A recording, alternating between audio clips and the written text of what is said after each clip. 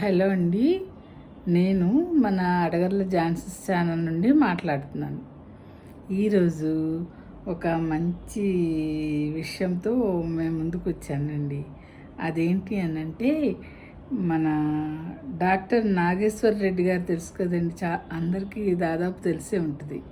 ఆయన AIG hospital chairman, Padma Bhushan award గ్రహీత, endocrinologist కదా. ఆయన కొన్ని విషయాలు చెప్పారండి. ఆ విషయాలు ఏంటో నా మాటల్లో నేను మీకు చెప్తాను. అది మన ఆరోగ్యానికి సంబంధించిందనమాట. అయితే ఈ వీడియో మీరు చివరి వరకు చూస్తే కానీ దీనిలో ఉన్న విషయం ఏమిటో అర్థం అవుదన్నమాట. చాలా చక్కగా చెప్పారండి. ఆ విషయాలు ఏంటో నేను చెప్తాను మీకు. ఇప్పుడు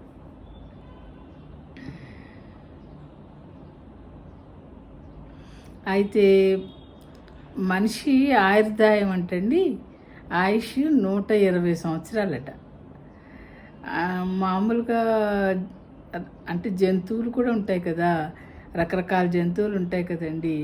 కుక్కకి 12 సంవత్సరాలు అలా అంటారు. అలాగే కోడి, మేక ఇలా ఒక్కొక్క దానికి ఒక్కోలా ఉంటుందట. అలా లెక్కన మన హ్యూమన్ బీయింగ్ మాత్రం 120 సంవత్సరాలు బ్రతుకుతారటండి. అది ఆయన చెప్తున్నారు, నాగేశ్వర రెడ్డి గారు. మనిషి ఆయుష్ 120 సంవత్సరాలని.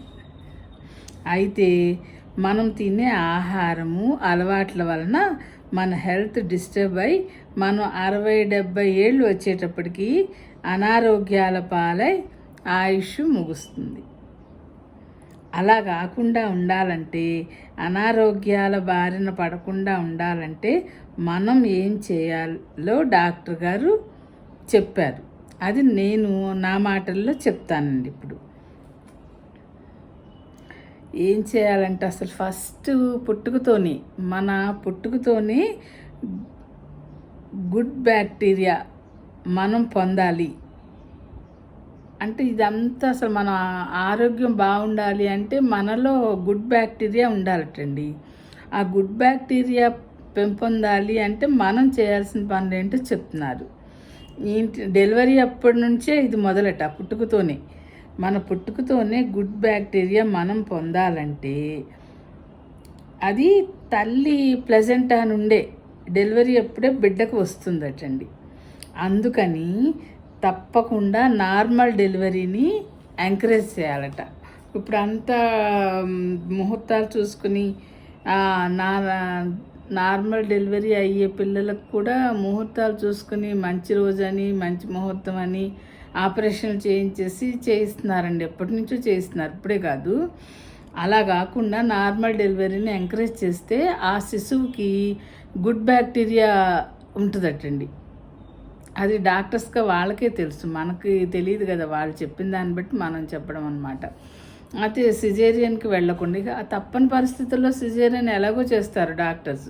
కానీ మామూలుగా మనం అడిగి ముహూర్తాలు పెట్టించి మనమే ముందు భయపడిపోయి నార్మల్ డెలివరీని అవాయిడ్ చేయడం అనేది చాలా తప్పు అని చెప్తున్నారు డాక్టర్ గారు. అలా సిజేరియన్ చేసినప్పుడే బ్యాడ్ బ్యాక్టీరియా వెళ్ళిపోతుంది అంటండి శిశువుల్లోకి. అందుకని ఇది నార్మల్ డెలివరీని ఎంకరేజ్ చేయమంటున్నారు అనమాట. నెక్స్ట్ ఇంకోటి ఏంటంటే బ్రెస్ట్ ఫీడింగ్ అండి. ఫస్ట్ 6 months కంపల్సరీ తల్లి బిడ్డకు పాలు ఇవ్వాల్సిందే. బ్రెస్ట్ ఫీడింగ్ ఈజ్ బెస్ట్ అని చెప్తున్నారండి. దాంట్లో గుడ్ బ్యాక్టీరియా ఉండి పిల్లలు కూడా ఆరోగ్యంగా ఉంటారంట. అయితే మనం పాలు తర్వాత ఇంకా పాలు పట్టేస్తాం కదండి, గేదె పాలు, ఆవు పాలు పట్టేస్తాం. పాలైతే అస్సలు వద్దంటున్నారండి.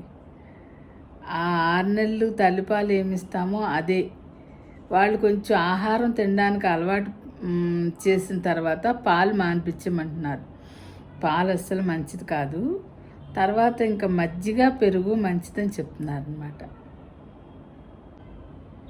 తర్వాత ఫుడ్లో ఫైబర్ ఎక్కువ ఉన్న ఫుడ్, హోమ్ మేడ్ ఫుడ్స్ తీసుకోవాలటండి. అయితే ఫ్రూట్స్, మనం ఫ్రూట్ జ్యూసెస్ చాలా ఇంట్రెస్ట్గా పిల్లలకి తాగిస్తే మంచిది అని ఫీల్ అయిపోతుంటాం. కానీ ఫ్రూట్ తినిపించమంటున్నారు. మరీ చిన్నపిల్లలకి ఏదో 1-2 స్పూన్లు పట్టినా తర్వాత మాత్రం ఫ్రూట్ తినడం అలవాటు చేయాలటండి. ఫ్రూట్ జ్యూసెస్లో ఫ్రక్టోజ్ ఉండి అవి షుగర్స్ని పెంచేస్తాయట బ్లడ్లో. అందుకని ఫ్రూట్స్ మాత్రమే పెట్టమంటున్నారు.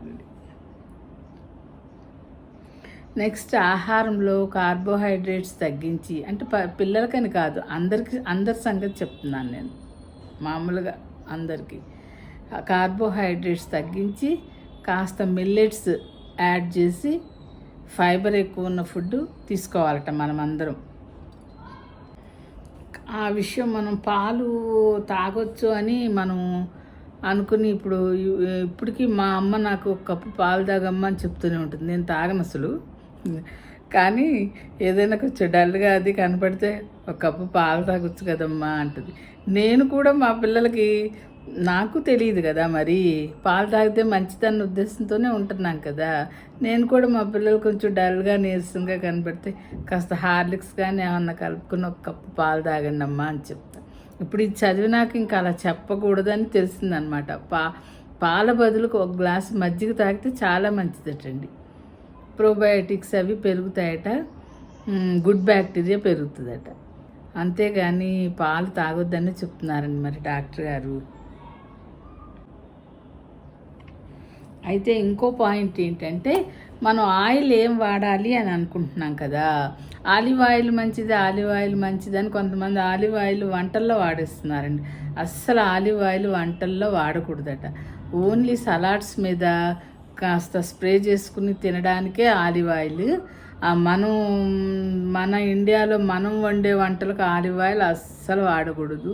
రైస్ బ్రాన్ ఆయిల్ వాడమంటున్నారు. అది rice bran oil is equal to olive oil అటండి. అందుకని రైస్ బ్రాన్ వాడమంటున్నారు. నేను కూడా మారాలి. నేను ఇప్పుడు మొన్నటిదాకా సన్ఫ్లవర్ వాడానండి ఒక 2 ఏళ్ల క్రితం వరకు. ఆ తర్వాత పల్లి నూనె మంచిదన్నారని మళ్ళీ దానికి ఏదో బాయిలింగ్ పాయింట్ ఎక్కువ ఉంది, పల్లి నూనె వాడచ్చు అని అంటున్నారని అది వాడుతున్నాను. ఇప్పుడు ఈయన చెప్పినాక ఈ ఆయిల్ కూడా మార్చాలన్నమాట. అయితే ఇంకో పాయింట్ ఏంటంటే, మనం తీసుకునే ఆహారము త్వరగా జీర్ణం అయిపోతే హాయిగా ఉంటుంది, తేలిగ్గా జరుగుతుంది అని అనుకునేవాళ్ళం కదా. తేలిగ్గా అరగడం అనేది పేషెంట్స్కే అంటండి.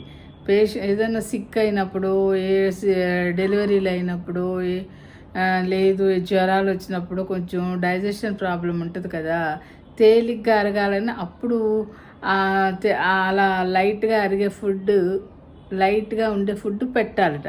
కానీ మామూలుగా రెగ్యులర్గా మనం తీసుకునే ఫుడ్ మాత్రం లేట్గా అరిగేదే తీసుకోవాలటండి. అంటే అది ఫైబర్ ఎక్కువగా ఉన్న ఫుడ్.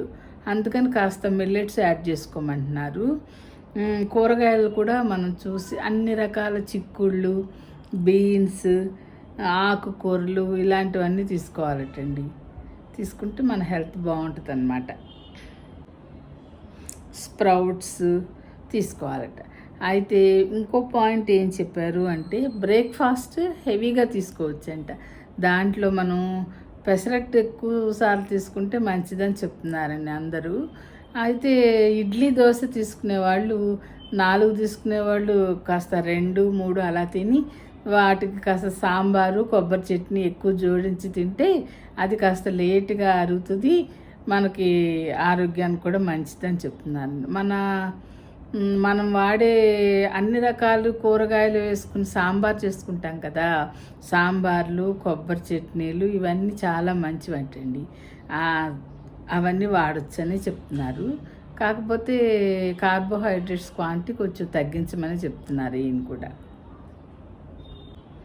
అయితే బ్రేక్ఫాస్ట్ హెవీగా తీసుకోవాలటండి, లంచ్ మోడరేట్గా ఉండాలట, డిన్నర్ లైట్గా ఉండాలట. జంక్ ఫుడ్ జోలికి అస్సలు, ఫాస్ట్ ఫుడ్స్, జంక్ ఫుడ్ జోలికి అస్సలు వెళ్ళొద్దనే చెప్తున్నారండి. హోమ్ మేడ్ ఫుడ్ బెస్ట్, ఇది ఆయన చెప్పడం. ఇంకొక పాయింట్ ఉందండి. అదేంటి అనంటే ఇప్పుడు ఫుడ్ అయిపోయింది, స్లీప్ ఉంది. ఈ నిద్ర అనేది కూడా నేను ఒక వీడియో చేశానండి, ఏ ఏజ్ వాళ్ళకి ఎంత నిద్ర అవసరమని. కాస్త ఆ నిద్ర కూడా మనం సరిపడా నిద్రపోతేనే మనకి మళ్ళీ బ్రెయిన్ యాక్టివ్గా ఉండి నిద్ర లేచిన తర్వాత మనం రెగ్యులర్గా చేసే పనులకి అన్నిటికీ మనకు సహకరిస్తుంది అన్నమాట. ఈ మతిమరుపులు అవి లేకుండా డిమెన్షియా అనే అంటారు అనుకుంటా. మతిమరుపు అది లేకుండా ఉండడానికి అదంతా మనకు సరిపడా నిద్ర కూడా ఉండాలటండి. నిద్ర తగ్గినా ఇలాంటివన్నీ మానసిక ఆరోగ్యం బాగోకుండా ఉండడం, ఇలాంటివన్నీ మతిమరుపు ఇలాంటివన్నీ వస్తాయటండి. అందుకని మనకి వీలైనంత వరకు సరిపడా నిద్రపోవడం కూడా చాలా ఇంపార్టెంట్ అన్నారు. ఈ నిద్ర గురించి కూడా ఒక వీడియో చేశానండి, వీలైతే ఆ వీడియో చూడండి, తెలుస్తుంది మీకు కూడా. అయితే ఇప్పుడు ఏమైంది, ఫుడ్ అయ్యింది, స్లీప్ అయ్యింది. ఇంకోటి ఏంటంటే ఎక్సర్సైజ్ అండి. మనుషులందరికీ మంచి ఎక్సర్సైజ్ వంటికి కావాలి. ఊరికే మనం అలా తినేసి కూర్చున్నాం అనుకోండి, ఏమీ లాభం లేదు.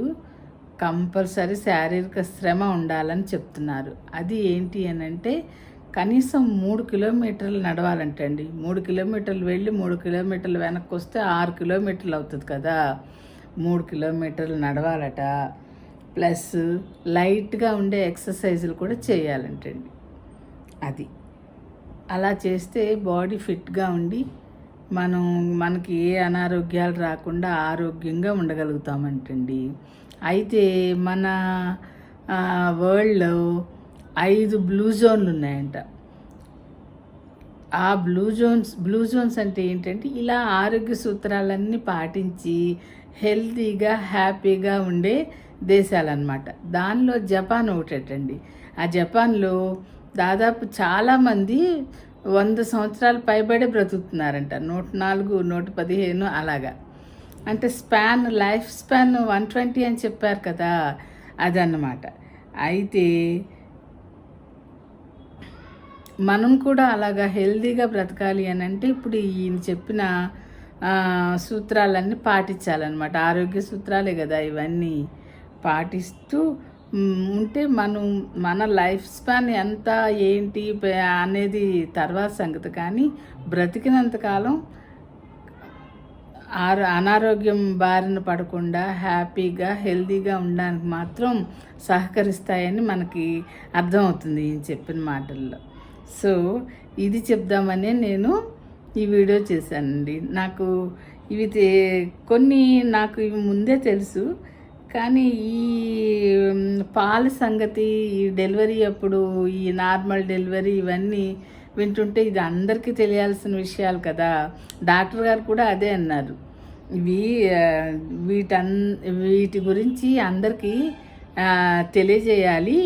ఇది మీడియా ద్వారా బాగా ప్రాచుర్యం పొందితేనే అందరికీ అవేర్నెస్ వస్తుంది అని చెప్తున్నారు ఆయన కూడా. సో మనం కూడా ఈ పద్ధతులు వీలైనంత వరకు మనం పాటించి అందరం ఆరోగ్యంగా ఉందాము అని అనుకుంటూ ఈ వీడియో చేశాను అన్నమాట. ఓకే అండి, ఈ వీడియో మీరు చివరి వరకు చూడాలి. చూస్తేనే మీకు ఇవన్నీ అర్థమవుతాయన్నమాట. సరే, మరి ఈ వీడియో నచ్చితే లైక్ చేయండి, షేర్ చేయండి, సబ్స్క్రైబ్ చేయండి. ఓకే అండి, ఉంటా.